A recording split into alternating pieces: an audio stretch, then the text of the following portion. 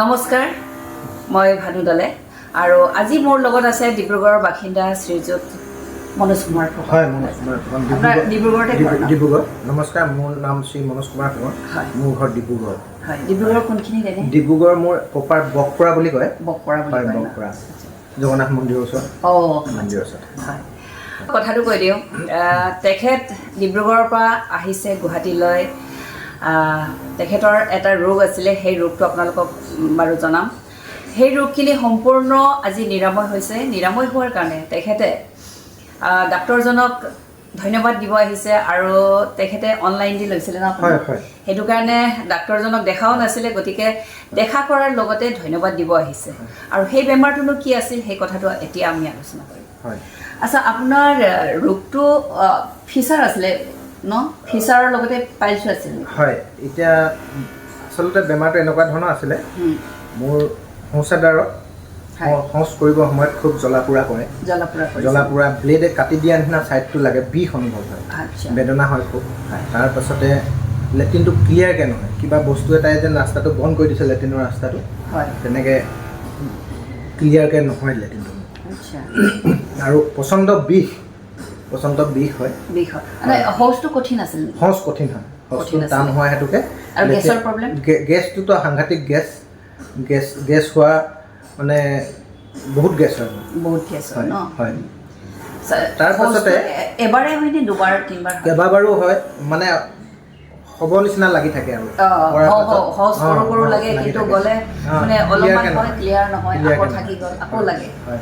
তেনেকুৱা সেইটো প্ৰব্লেমত মই ভুগি আছিলোঁ তাৰপাছত মোৰ আজি হোৱা 2 বছৰৰ ওপৰ হ'ল 2 বছৰৰ ওপৰ হয় তাৰ আগৰ পৰা আপোনাৰ গেছৰ প্ৰব্লেম আছিলে কিন্তু ক্ৰমান্বয়ে 2 বছৰৰ আগৰ পৰা আপোনাৰ বেমাৰটো বাঢ়ি গৈছিলে হয় তাৰ পৰা মই এই এতিয়া দৰৱ ছাৰৰ পৰা ল'লোঁ অনলাইনত লোৱাৰ পাছত ছাৰক মইতো দেখা নাই লগ পোৱা নাই অনলাইনত যেতিয়া দৰৱটো অৰ্ডাৰ কৰিলোঁ ছাৰৰ নাম্বাৰটো মই পাই কিবা কৰি পাই মই আৰু সেইখিনি সময়ত আপোনাৰ খুব মানে বেমাৰটো খুব বেছি সাংঘাতিক মই ছাৰৰ যেতিয়া মোৰ বিষ তেতিয়াতো মই বিচনাত যেতিয়া থাকোঁ মোবাইলটো পিটিকি থাকোঁ তাৰ বাহিৰে উপায় নাই বিচনাত তেতিয়া মই মোবাইলটো পিটিকি থাকোঁতে কিবা কৰি ছাৰৰ নাম্বাৰটো পালোঁ ছাৰে ট্ৰিটমেণ্ট কৰে ডক্টৰ কামাল ইউচুফ ছাৰৰ নাম্বাৰটো পালোঁ ৰাতি 10টা বজাত 10:30 মান বজাত মই উপায় নাপায় ছাৰলৈ ফোন এটা কৰোঁচোন বোলো ৰেচপণ্ড কৰে ৰাতিয়ে বিষত যন্ত্ৰণাত ছটফটাই মই ছাৰলৈ ফোন কৰিছোঁ ছাৰে ক'লে লগে লগে ফোনটো ৰিচিভ কৰিলে ছাৰে ৰিচিভ কৰাৰ কাৰণে ছাৰে ক'লে যে মই স্কেনাৰ এটা দিছোঁ পে'মেণ্টটো কৰি দিয়ে মই দৰৱ পঠাই দিম ছাৰে একদম থিতাতে সেইষাৰ কথা ক'লে এতিয়া মই ভাবিছোঁ যিটো বিষ আছে বিষৰ কাৰণে মই পইচাটো লগে লগে পঠালোঁ আকৌ পাছত দিয়াৰ পাছত ভাবিছোঁ ছাৰ হয়নে নহয় ছাৰ ডক্টৰ হয়নে নহয় এই কথা যি কি নহওক সেই সময়ত মোৰ পইচাটো মাইনৰ নকৰে মানে যিমানেই এমাউণ্ট নহওক পইচাটো মাইনৰ বিষৰ যন্ত্ৰণা মই এৰিব বিচাৰিছোঁ দৰৱ আচৰিত যন্ত্ৰণা তাৰপাছতে যেতিয়া ছাৰে ক'লে মোক ছাৰ তেতিয়া আহিবলগীয়া আছিলে ডিব্ৰুগড় আহিলে তেওঁ সেই সময়ত কিবা ভুলবশতঃ পাহৰিলে দৰৱটো দিবলৈ ছাৰ গুচি গ'ল আকৌ মই ফোন কৰাৰ পাছত ছাৰে ক'লে আপুনি বোলে দিনত মোক ফোন নকৰিলে এতিয়া মইতো গুচি আহিলোঁ মই ছাৰ ব্যস্ত মানুহ মই ফোন নকৰিলোঁ কিন্তু ছাৰে ততাতৈয়াকৈ মানুহ দি মোক দৰৱটো আকৌ পেকিং কৰাই DTDC ডিব্ৰুগড়লৈ পঠাই দিলে ডিব্ৰুগড়লৈ পঠোৱাৰ পাছত মই 2 দিনৰ পাছত দৰৱ পালোঁ একদম মই দৰৱটো সঞ্জীৱনী গুটিৰ নিচিনা পূজা পাতল কৰি খাবলৈ আৰম্ভ কৰিলোঁ আৰু আপুনি নিজে আনিব গৈছিল নে মই নিজে আনিব গৈছোঁ এইটো কাৰণে মোক দৰৱটো লাগেই মানে যিয়ে নহওক দৰৱ এটা লৈছোঁ যেতিয়া মই ট্ৰিটমেণ্টটো আৰম্ভ কৰোঁ মই ভাবি আছোঁ আপুনি বিচনাত হৈ থকা মানুহ কেনেকৈ গৈছিলে দৰৱটো হেঁপাহত গৈছোঁ মই দৰৱৰ হেঁপাহত গৈছোঁ অন্যটো একো নহয় মোৰ যিটো বিষ আগত দৰৱ এটা আছে নহয় ছাৰক মই তেতিয়া একদম পূজ্যজন মানে তেওঁ মানে ভগৱান বুলি মই আগত গৈ আছোঁ ছাৰক দৰৱটো আনিবলৈ এই দৰৱটো পাম মোক কিউৰ হ'ব এই বুলিয়ে মই সেইদিনাৰ পৰাই মই ভাবি লৈছোঁ তাৰপিছত দৰৱটো আনিলোঁ খালোঁ 20 দিনমান খালোঁ 20 দিনমান খাওঁতে দৰৱটোৱে মানে অলপ অলপ মোৰ বিষটো আছে হয় তেতিয়া মানে মই এটা নিজেই গৰম পানী সেক লৈ থাকোঁ 10-15 দিন মানলৈ আচ্ছা আচ্ছা বিষটোৰ কাৰণে আচ্ছা মোক কোনোবাই কৈছিলে গৰম পানী সেক ল'ব লাগে বুলি সেই সেকটো লৈছোঁ তাৰ পাছতে 20 দিনৰ পাছত লাহে লাহে লাহে লাহে লেট্ৰিন মই ধুনীয়াকৈ টাইম লৈছে মোৰ আচলতে দিন হৈছিলে সেইটো কাৰণে সাংঘাতিক বিষ প্ৰচণ্ড বিষ যোনে এই বিষটো পাইছে তেওঁহে বুজি পাব এতিয়া মই কৈ থকা কোনোবাই শুনিলে বুজি নাপাব মই এই বিষৰ যিটো বেদনা হয় লেট্ৰিনলৈ যেতিয়া যাওঁ মই শৌচ কৰিবৰ কাৰণে তেতিয়া মই এখন যুদ্ধ কৰিবলৈ যোৱাৰ নিচিনা যাওঁ সাজু হৈ তেতিয়া সেই মই লেট্ৰিন যোৱাৰ সময়ত একদম কুৰুক্ষেত্ৰত যুদ্ধলৈ যোৱাৰ নিচিনা লাগে এনেকুৱা এটা মোৰ মানে বেদনা হয় লেট্ৰিন কৰোঁতেও হয় কৰাৰ পাছতো বিষ হৈ থাকিব দিনটো কেতিয়াবা দিনটো হয় কেতিয়াবা ৰাতিও হয় খং উঠে মানুহৰ লগত কথা পাতিব মন যায়নে সেইখিনি সময়ত মই মানুহৰ লগত আপুনি বাইদেউ ভাল কথা কৈছে গ্ৰিলখন ভিতৰৰ ফালৰ পৰা বন্ধ কৰি মই ভিতৰত শুই থাকোঁ দোকানে খোলা নাছিলোঁ মোৰ নিজৰ দোকান আছে গেলামালৰ আচ্ছা আচ্ছা সেই কেইদিনমান বিষত নিজেই যন্ত্ৰণা ভুগি আছে মানুহৰ লগত কি কথা পাতিব জানো মই কিন্তু বেমাৰটোৰ বিষয়ে মই মানুহক কওঁ কোনোবাই মোক ছাজেশ্যন দিব পাৰে নেকি বুলি মই লুকোৱা নাছিলোঁ কাকো মই কৈ থাকোঁ মোৰ এনেকুৱা বেমাৰ এটা লাগিলে বোলো ভাল পোৱা নাই মই ভাবোঁ কি কোনোবাই ভাল ছাজেশ্যন এটা দিব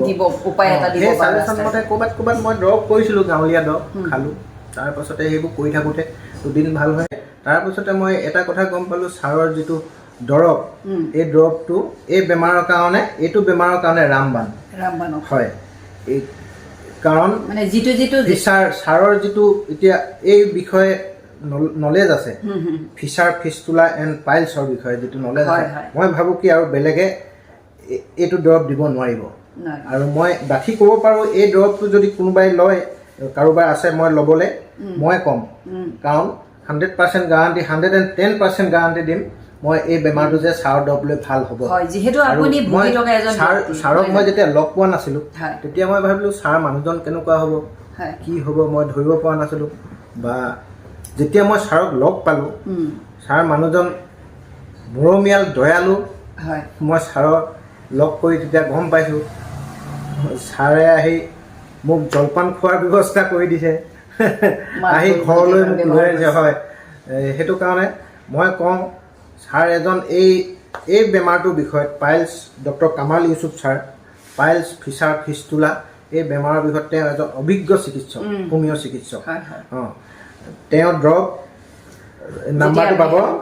মই যেতিয়া সেৱন কৰিছোঁ মোৰ বেমাৰ ভাল হৈছে যিহেতু মই ডাঠি ক'ব পাৰোঁ অন্য কোনোবাই যদি এই বেমাৰটোত কোনোবাই ভুগি আছে ছাৰৰ লগত কণ্টেক্ট কৰক আৰু ছাৰ এজন খুব দয়ালু মানুহ কোনোবাই ভাবিব পাৰে ফোনটো ৰিচিভ কৰিব নে নকৰে কিন্তু তেওঁ থিতাতে ৰিচিভ কৰিব কথা পাতিব কেতিয়াবা অসুবিধা হ'ব সেইটো বেলেগ কথা বিজি মানুহ ব্যস্ত হৈ থাকে তেওঁ কেতিয়াবা ৰিচিভ নকৰিলে আকৌ কৰক সেইবাৰ ৰিচিভ কৰিব তাৰপিছত আপুনি দৰৱ লওক মই ডাঠি ক'ব পাৰোঁ যে ছাৰ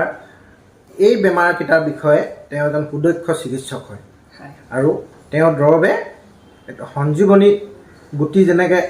মানুহৰ ব্যৱহাৰ কৰিলে মানুহৰ প্ৰাণ ঘূৰি আহে সঞ্জীৱনীৰ দৰে প্ৰাণ ঘূৰি আহে তেনেকৈ নিশ্চয় আকৌ প্ৰাণ পাই উঠিব যিহেতু আপুনি নিজে এজন আপুনি ইমান মানে বিষত ইমান জঁপিয়াইছে ইমান একদম মানে যিজন ব্যক্তি গ্ৰিল বন্ধ কৰি ৰুমত সোমাই থকা ব্যক্তি আজি ডিব্ৰুগড়ৰ পৰা মই গুৱাহাটীলৈ ছাৰক কৃতজ্ঞতা জনাবৰ কাৰণে আহিব পাৰিছে চিন্তা কৰিছোঁ ধুনীয়াকৈ বহিব পাৰিছে মই ডিব্ৰুগড়ৰ পৰা একো কাম নাই মোৰ কিন্তু ছাৰক লগ কৰিবলৈহে আহিছোঁ মই কৃতজ্ঞতা জনাবলৈ মই বেমাৰটোত যে ভাল পালোঁ যিটো জমৰ যন্ত্ৰণা এটা ভুগি আছিলে আপুনি মোৰ যেতিয়া বেমাৰ হৈ আছিলে তেতিয়া মই গুৱাহাটীলৈ অহা চিন্তাই কৰিব পৰা নাছিলোঁ আনকি নিজৰ জেগাখিনিতে আপুনি ঘূৰিব পৰা নাছিল চাগে আজি ডিব্ৰুগড়ৰ পৰা গুৱাহাটীলৈ সেইটোৱে প্ৰমাণ আপোনালোকে দেখিয়ে আছে তেখেতৰ সেইটোৱে ৰাইজসকল তেখেত এজন ভুক্তভোগী তেখেতে কোৱা মতে তেখেতে সেইখিনি সময়ত ইমানেই বেদনা মানুহৰ লগত কথা পাতিবৰ তেখেতৰ মন যোৱা নাছিলে গতিকে গ্ৰিল বন্ধ কৰি ৰুমত সোমাই থাকিব লগা হৈছিল বুলি মোক জনাইছে সেইজন ব্যক্তি গুৱাহাটীলৈ আহি ছাৰক ধন্যবাদ দিব অহাটো ডাঙৰ কথা এলাপেচা এনেই এজন ব্যক্তি এজন মানুহক বিচাৰি এনেকৈ আহিব নোৱাৰে ইমান ব্যস্ততাৰ সময়ত নহয় জানো আহিছে গতিকে আপোনালোকে এইখিনিতেই ধৰিব পাৰিব যে যদি আপোনালোকে এনেকুৱা ৰোগত ভুগি আছে পাইলছেই হওক বা ফিচাৰেই হওক বা ফিষ্টুলা হওক বা গেছ লিভাৰ যিকোনো ৰোগত যদি আপোনালোকে ভুগি আছে বা অতত ট্ৰিটমেণ্ট কৰি যদি আপোনালোকে সুফল পোৱা নাই তেতিয়াহ'লে এইটো ভিডিঅ' চোৱাৰ পিছতে আপোনালোকে ইমিডিয়েট ছাৰক কণ্টেক্ট কৰক ডক্টৰ কমল ইউছুফ ছাৰক কণ্টেক্ট কৰক আপোনালোকৰ ৰোগখিনিৰ বিষয়ে অৱগত কৰাওক আৰু আপোনালোকেও তেখেতৰ দৰে পুনৰ নৰ্মেল জীৱন যাপন কৰিবগৈ পাৰিব বুলি মই আশা ৰাখোঁ আৰু আপোনালোকে ছাৰক কণ্টেক্ট কৰিবৰ কাৰণে মই ফোন নম্বৰটো দিছোঁ ছাৰৰ নম্বৰ হৈছে 9864026192 আকৌ এবাৰ কৈছোঁ 9864026192 এইটো নম্বৰত ছাৰক যোগাযোগ কৰিব আৰু আপোনালোকৰ যি ৰোগত ভুগি আছে সেই ৰোগৰ বিষয়ে অৱগত কৰাব আৰু আপোনালোকেও তেখেতৰ দৰে নৰ্মেল জীৱন যাপন কৰিবগৈ পাৰিব বুলি মই আশা ৰাখিছোঁ আৰু আপুনি ইমান দূৰৰ পৰা আহি আজি এইখিনি সময় ৰাইজৰ বাবে দি গৈছে বা এইখিনি যিখিনি ফিডবেক দিলে সেইখিনিৰ বাবে আপোনাক বহুত বহুত ধন্যবাদ আপোনাক ধন্যবাদ